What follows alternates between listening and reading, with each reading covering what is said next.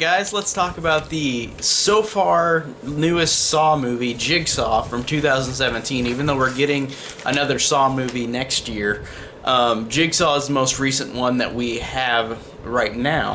And Jigsaw, my first positive of Jigsaw is that this might look the best in the franchise in terms of glossiness. Like, I know the other movies are gritty and more low budget, but I feel like this one, even though it does have probably a low budget like the other ones, it looks glossy and looks good. I think that this movie looks pretty great. It does have a different look and style to the other movies, which I appreciated, having a change of pace to the other movies. And so I really did like how it was shot. It makes it look different. It makes it look more like a reboot. And I guess in a way this is, like, it's a sequel. It is a sequel to all the other movies, but it is a reboot as well in a way, because they don't mention...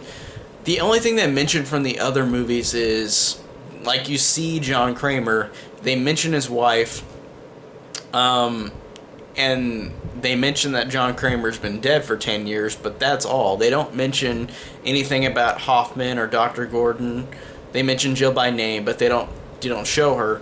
And that's really it. There's like nothing else. And I thought that it's not a huge negative, but it is kind of a negative, where it's like you don't... But to be fair, they did resolve everything in Saw 7, so where do you go from here?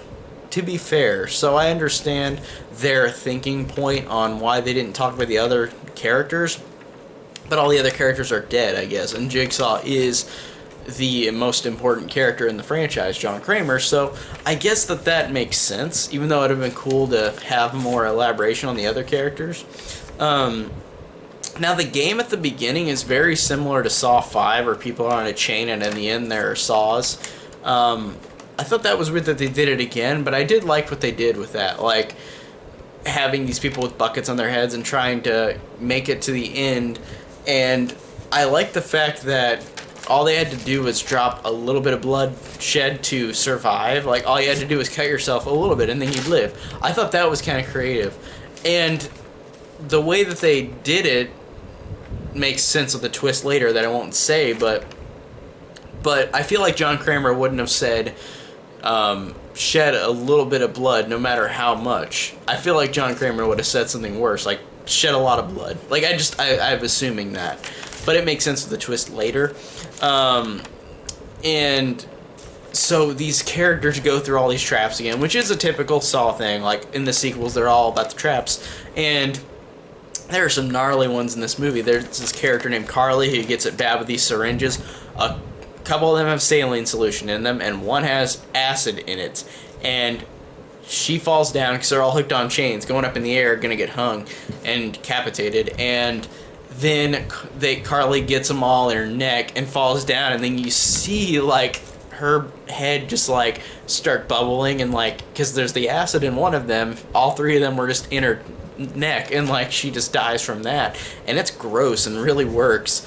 I really like that one a lot.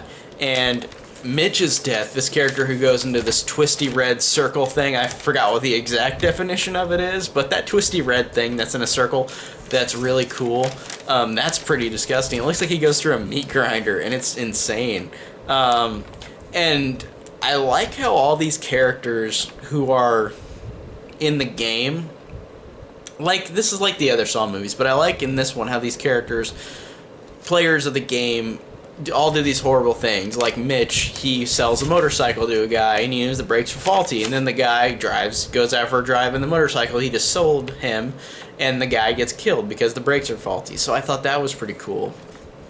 And Carly stealing money and stealing purses, and I like that as well. And I thought that was cool, and I'll tell Anna's and the other guys soon, but I want to say, talking about the Jigsaw twist, like with John Kramer appearing in this movie, the marketing kept showing that he's alive in this movie, and it was such a weird thing, because it's like the whole movie elaborates on the mystery of, like, is John Kramer really dead? He died 10 years ago.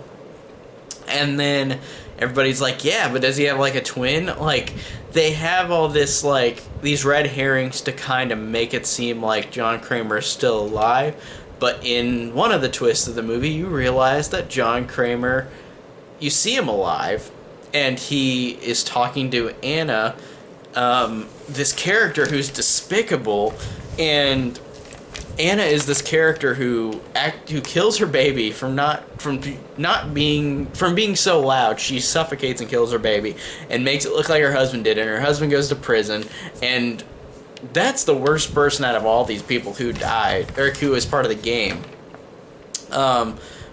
Really, really horrible. And Ryan too, like, he did a lot of, like, crazy things as a teenager, and, like, he caused some deaths. And even though Anna's the worst, I thought that these two, Anna and Ryan, were the ones that, at the end of the movie, I thought were the worst off. And I love the fact that Anna tries to shoot Ryan. Like, she's just this horrible person. She wants to make it out alive, no matter what. She tries to shoot Ryan, but then, of course, she tries to shoot him, and it's a reverse shot, so it backs out on her and shoots her and kills her. Because, of course, and she deserves it. She's one of the most horrible characters in the franchise. And, man, I really did like how these characters were so horrible but whenever they died, you were like, yes. And that's what these movies I like to see. I just think those are entertaining. Whenever they're so horrible and then they go, it's great. And then you realize that Dr. Nielsen messed up John Kramer's x-rays, this character in the movie, and Halloran, another character, admitted that what he did wrong, and Dr. Nielsen is still alive. So it's the third time now that another person is alive again, like how John Kramer is in the first movie, and he comes, like, he's alive in the middle of the bathroom. He wakes up, and then in Saw 4, whenever Hoffman gets off of the thing, he's alive too, and he's the apprentice. It's just like with this character too. He's the same, like, he's the third person who's the Jigsaw apprentice.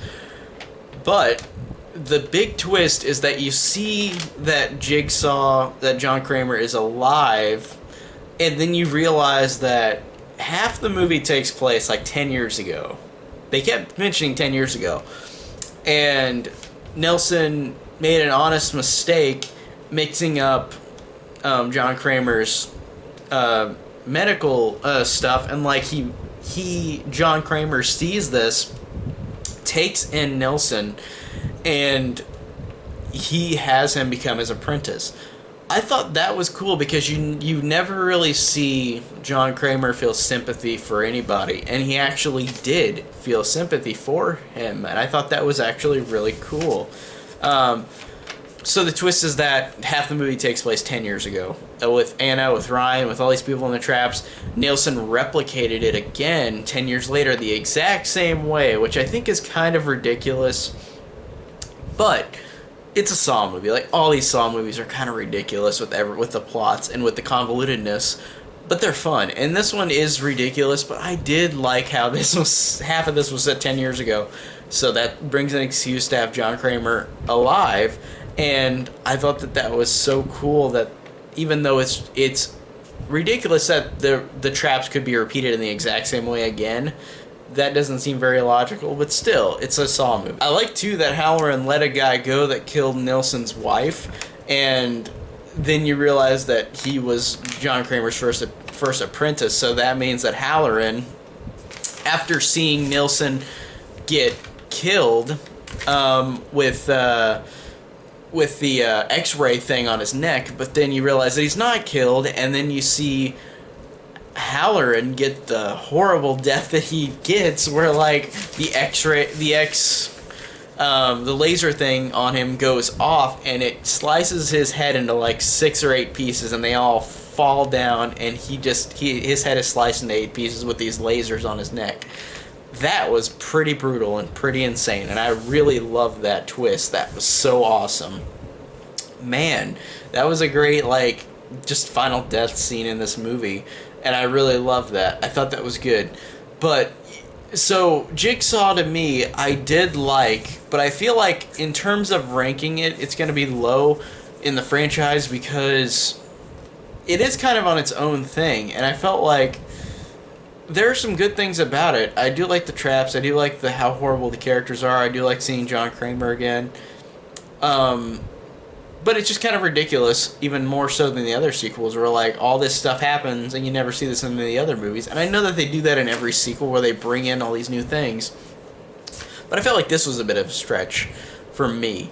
But I still feel like this is a good and solid Saw sequel. I did enjoy it a lot. I did enjoy a lot of things about it. I didn't really dislike it much. I just think it's, out of all the movies, it's probably my second to least favorite overall. So that's basically my thoughts on Jigsaw, the most recent Saw movie. Tell me down below what you think of Jigsaw, if you like it or dislike it. I know people are kind of mixed on it. If you like this, check out my links to Twitter, Patreon, Letterboxd, and my Facebook page and my Facebook group, Horror Enthusiast 101, all in the description down below. And thank you guys so much for watching.